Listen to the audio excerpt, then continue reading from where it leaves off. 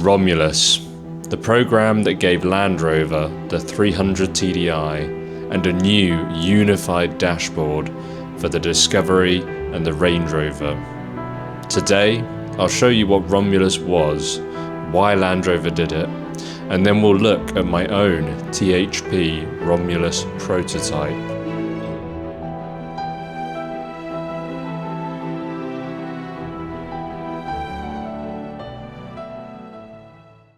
The year is 1993. The Range Rover platform is now 23 years old, and despite continuous incremental improvements, its age is starting to show.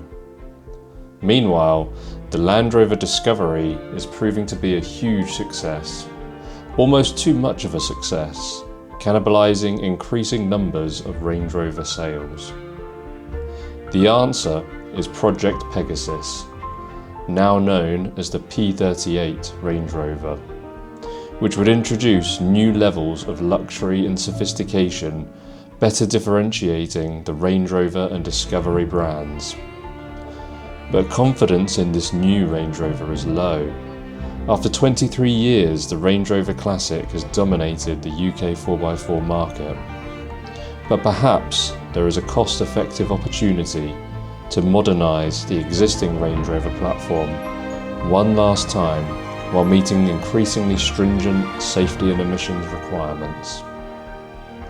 The idea is simple: modernise and improve the 200 TDI engine while making it cheaper to manufacture, and then design a new, better, unified dashboard that can be fitted to both the Range Rover and the Discovery, massively reducing production costs.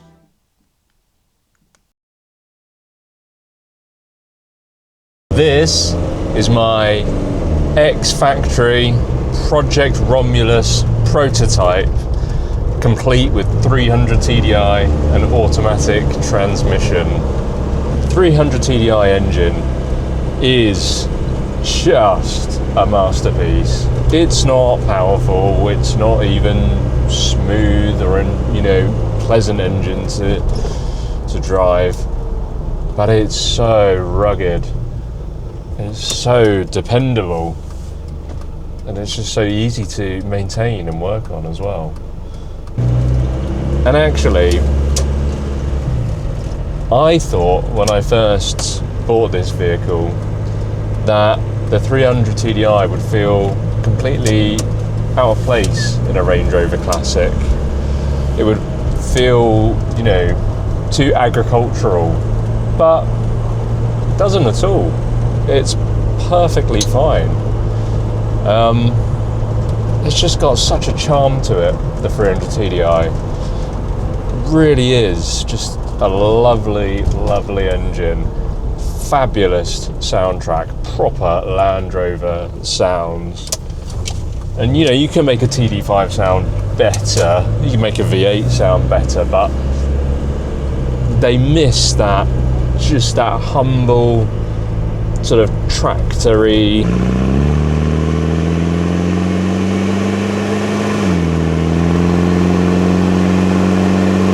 Land Rover-y vibe that you get out of a 300 TDI, and you just don't get it out of any of those other engines.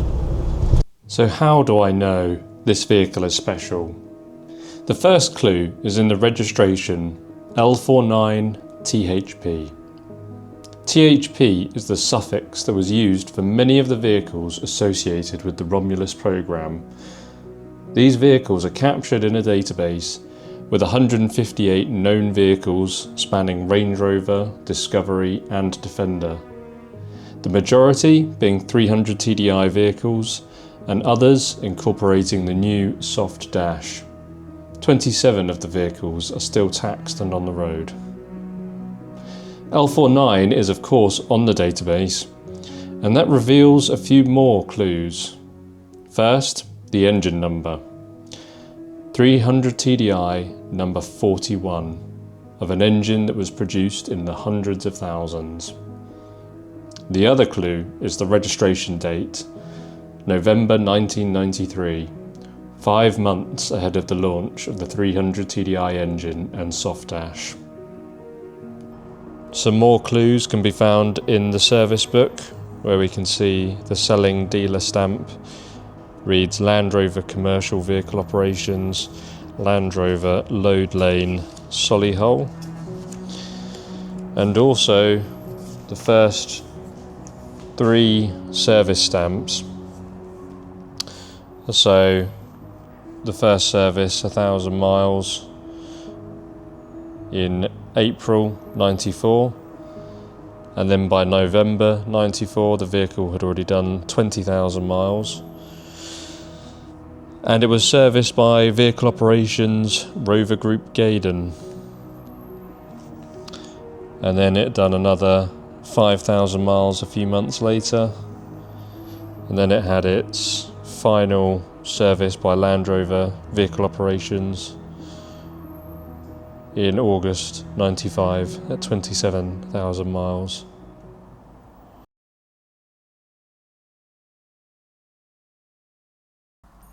The dashboard is a genuine upgrade over the previous models.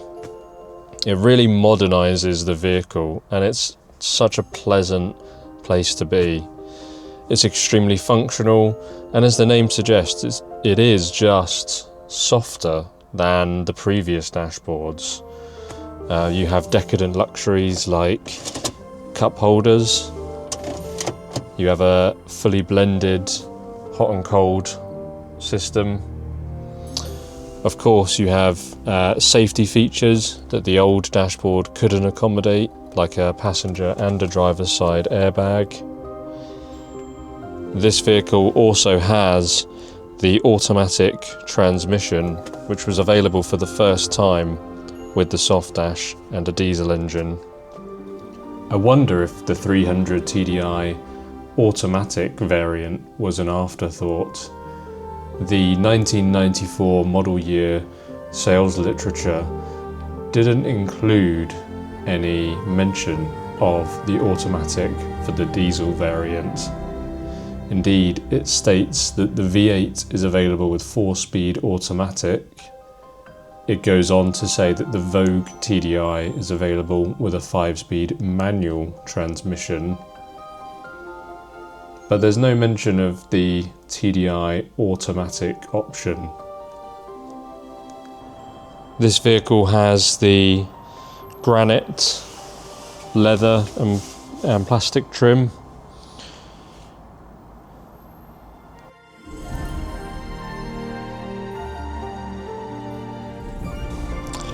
And in this one, we can see the ash grey, which is close to a black trim. This is a 3.9 petrol V8 model, identical to the 300 TDI. Also has the automatic transmission. This vehicle has cruise control. It's one of the few options that was never available for the 300 TDI. I don't have a great example of a Discovery, but this is a parts vehicle that I bought for an engine and a gearbox, and you can see just how similar they are. Really minor differences. This is identical, same, this is identical, just slightly different compartments that slide into the dashboard. Same automatic gearbox, different transfer box. You got the viscous transfer box on a Range Rover and not on a Discovery. You still have the passenger and the driver's side airbag, and then the surround is slightly different on a Discovery, but the dials are the same. Same indicator stalk and light stalk. Really very similar, and you can see how Land Rover would have saved a lot of money halving the number of production lines.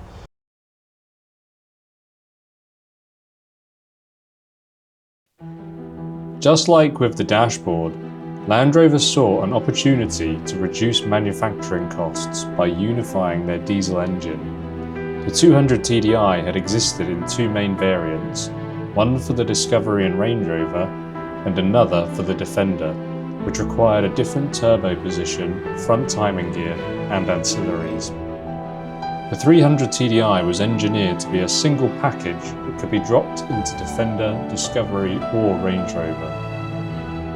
In addition, Europe's diesel emissions regulations were tightening rapidly through the mid-90s, and the 300 TDI brought emissions hardware and packaging changes, most notably the EGR. Lastly, Land Rover needed a diesel engine that would satisfy the requirements of the MOD. He wanted a rugged, low electronics diesel, and critically needed 24-volt capability, which the 200 TDI couldn't provide.